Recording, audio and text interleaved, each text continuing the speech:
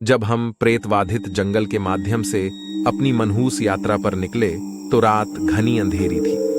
रोमांच की तलाश में दोस्तों का एक समूह हम कम यात्रा वाली सड़क पर निकल पड़े, केवल हमारे हेडलाइट्स की कमजोर चमक से निर्देशित। हवा में हंसी और उत्साह भर गया, लेकिन सतह के नीचे एक अनकही बेचैनी बनी रही। जैसे जैसे हम घने पत्तों में गहराई तक उतरे, परछाइयां हमारे चारों ओर खतरनाक ढंग से नाचने लगी। ऊंचे ऊंचे पेड़ भूतों की तरह मंडरा रहे थे, रहस्य फुसफुसा रहे थे जिन्हें केवल हवा ही समझ सकती थी। बेचैनी मेरे भीतर घर कर गई, लेकिन मैंने इस जंगल की भयानक प्रतिष्ठा के लिए भयावह माहौल को जिम्मेदार ठहराते हुए इसे महज घबराहट कहकर खारिज कर दिया। अलौकिक के साथ पहली मुठभेड़ तब हुई जब सड़क के बीच में एक वर्णक्रमीय आकृति दिखाई दी। हमारी कार जोर से रुकी और हमारे होठों से एक सामूहिक आह निकल गई। ऐसा लग रहा था कि भूतिया उपस्थिति हमें आगे की ओर इशारा कर रही है। उसका अलौकिक रूप धुंध के बीच से गुजर रहा है। डर ने हमारे दिलों को जकड़ लिया, लेकिन जिज्ञासा ने हमें अनुसरण करने के लिए मजबूर किया। जैसे जैसे हम जंगल में गहराई तक गए, भूत प्रेत खत्म हो गया और उसके पीछे एक बेचैन कर देने वाली ठंड छा गई। हमने घबराकर हंसते हुए इसे अपनी अतिस्क्रिय कल्पनाओं में बदल लिया।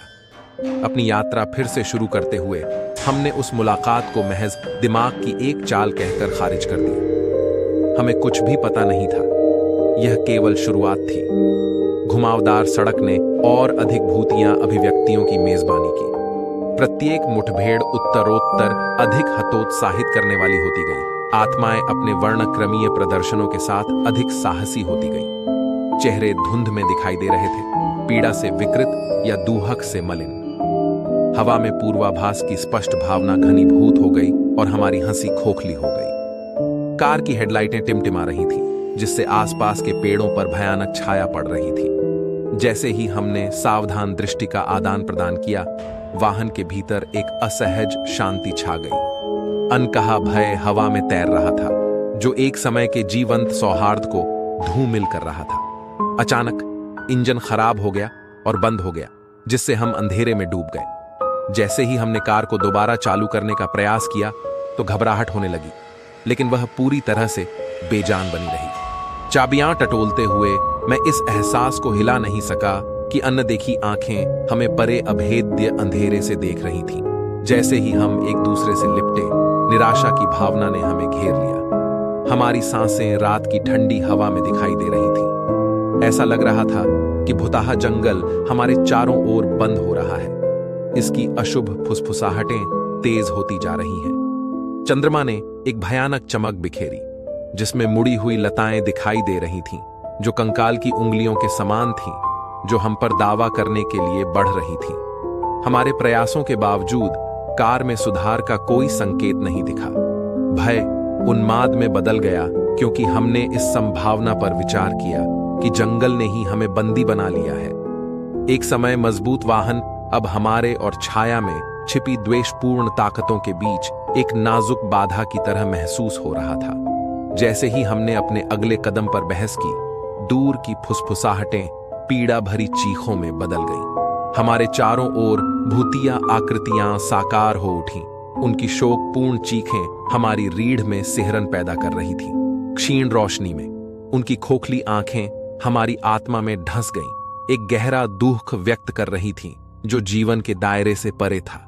समूह में भय की भावना व्याप्त हो गई, जो किसी भी संदेह पर हावी हो गई।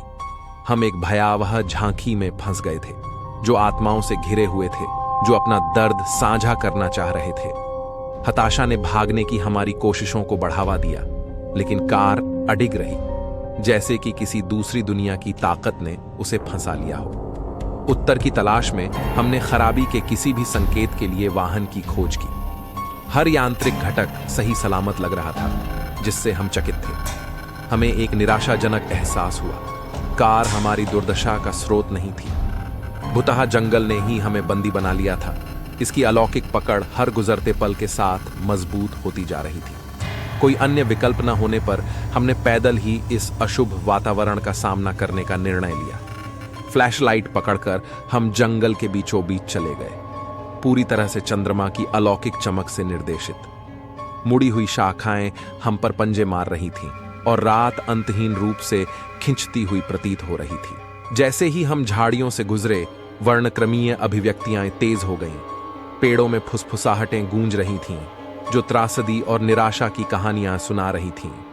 हवा ठंडी हो गई, अपने साथ अनकहे दुख का बोझ लेकर। परछाइयां हमारे चारों ओर नृत्य कर रही थीं, अंधेरे में विलीन होकर अजीब आकृतियां बना रही थीं, जो भागने के हमारे निरर्थक प्रयासों का मजाक उड़ा रही थीं।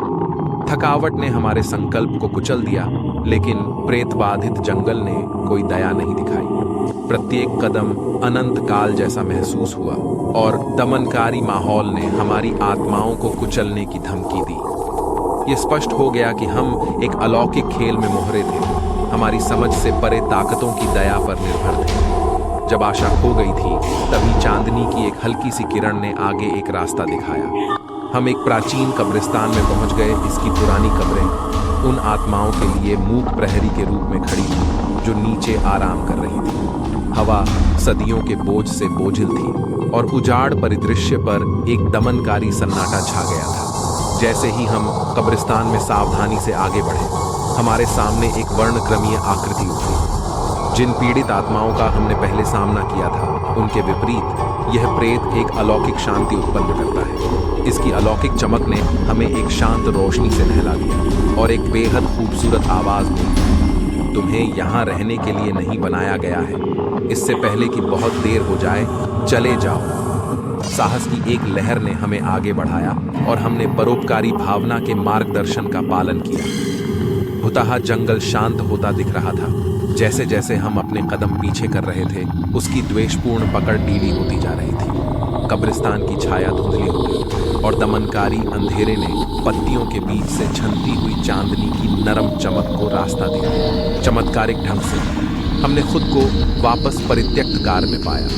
घबराहट के साथ हम बेजान वाहन के पास पहुंचे, इस उम्मीद में कि वह हमारी वापसी का विरोध करेगा। हमें यह देखकर आश्चर्य हुआ कि चाबी घुमाते ही इंजन की गर्जना शुरू हो गई, मानो अलौकिक शक्तियों ने हम पर से अपनी पकड़ ढीली कर दी हो। बिना पीछे देखे हम प्रेतबाधित जंगल से दूर चले गए और वर्णक्रमीय क्षेत्र को पीछे छोड़ दिया। रात ने धीरे धीरे अपनी पकड़ छोड़ दी और दमनकारी माहौल खत्म हो गया। जैसे ही क्षितिज पर भोर हुई, हमने खुद को एक परिचित सड़क पर पाया। प्रेतबाधित जंगल एक दूर की याद बन गया। इस कठिन परीक्षा ने हमारी आत्मा पर एक अमिट छाप छोड़ी, एक साझा अनुभव जिसने हमें मौन समझ में एक साथ बांध दिया। भूतहा जंगल अपने अलौकिक निवासियों के साथ हमारे जीवन में एक भयावह अध्याय बन गया, एक ऐसी कहानी जिसे हम विस्मय और आतंक के मिश्रण के साथ सुनाते थे। यद्यपि हम अलौकिक के चंगुल से बच गए, लेकिन यादें बनी रहीं। यह याद दिलाती है कि कुछ रहस्यों को रात की छाया में ही छोड़ देना बेहतर है।